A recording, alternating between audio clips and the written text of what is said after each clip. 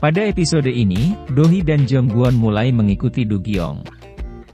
Mereka meyakini Do-gyong pergi ke kereta bawah tanah untuk menemui pelaku yang melukai Do-hee. Do-hee dan Jong-gwon berteleportasi ke tempat terdekat dengan Do-gyong.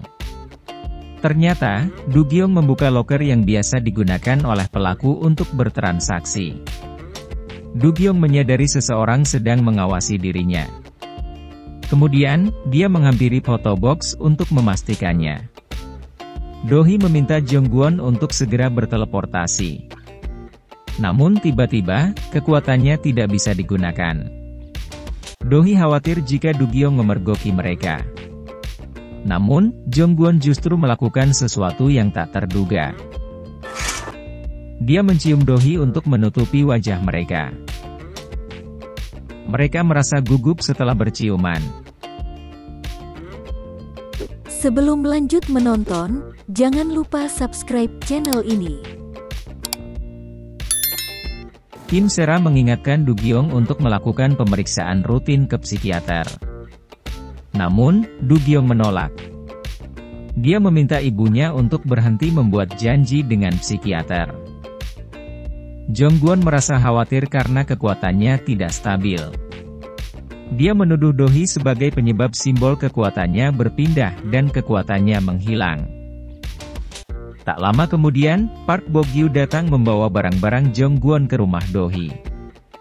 Do-hee terkejut melihat barang-barang Jong-gwon begitu banyak, hingga hampir memenuhi rumahnya.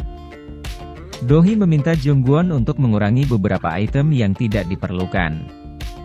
Namun, Jong-gwon bersikeras untuk membawa semua barang miliknya. Kemudian, Do-hee mengusir Jong-gwon karena dia tidak mau mengikuti aturan di rumahnya. Di sisi lain, Sok-hun mencari tahu tentang Jong-gwon. Dia mendapat informasi melalui data Yayasan Sunwol. Sok-hun merasa aneh, terdapat foto yang wajahnya sangat mirip dengan Jong-gwon saat peresmian Yayasan Sunwol tahun 1977. Kemudian, Sok-hun mendatangi Do-hee. Sok-hun menunjukkan foto pendiri Yayasan Sunwol pada tahun 1977. Dia merasa curiga, karena Jong-gwon juga berada di sana. Dia meminta Do-hee harus berhati-hati, sebab Jong-gwon bisa saja membahayakan dirinya. Do-hee beralasan bahwa pria di foto tersebut adalah kakek dari Jong-gwon. Sementara itu, Jin Ga-yong kembali mengingat masa kecilnya. Dia sering dipukuli oleh ayahnya yang pemabuk. Rupanya, ayah Jin Ga-yong pernah membuat perjanjian dengan demon, sehingga Jong-gwon mengambil rohnya saat itu juga. Namun saat itu, Jin Ga-yong justru menganggap Jong-gwon adalah malaikat yang telah menyelamatkan dirinya. Jong-gwon pulang ke rumah Do-hee, karena ingin isi daya kekuatannya. Sebab, belakangan ini kekuatannya sedang tidak stabil. Namun karena sudah larut malam, mereka melakukan isi daya di kamar Do-hee, sambil beristirahat. Di sisi lain, penjahat berhasil memasuki kantor Jong-gwon. Dia memasang alat penyadap di bawah meja. Selain itu, dia juga mengambil buku demon. Dia mempelajari isi buku demon, dan mengetahui bahwa demon tidak bisa mencampuri urusan Tuhan seperti membunuh manusia yang masih hidup dan membangkitkan orang yang sudah mati. Apabila demon melakukannya, dia akan musnah. Keesokan harinya, Jong-gwon terbangun. Dia terus memandangi Do-hee. Dia meyakini perasaannya terhadap Do-hee hanya sementara. Tiba-tiba, Do-hee juga terbangun. Mereka masih menyangkal perasaannya terhadap satu sama lain.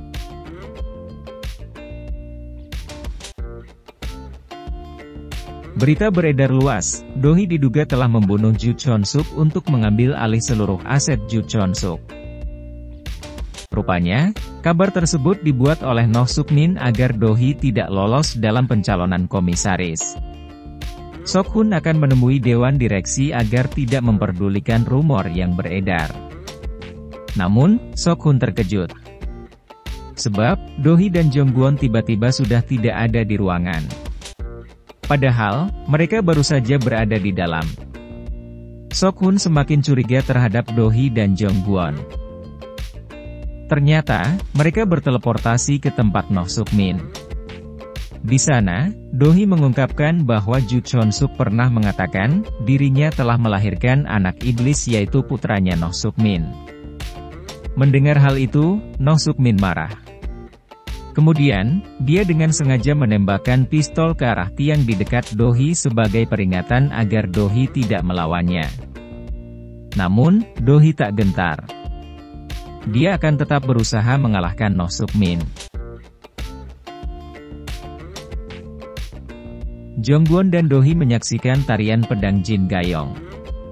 Tiba-tiba, Jong-gwon teringat seorang wanita menari seperti itu di kehidupan sebelumnya. Do-hee merasa Jong-gwon terlihat berbeda saat melihat tarian pedang Jin Gayong. Geng anjing liar mendatangi Yayasan Sunwol.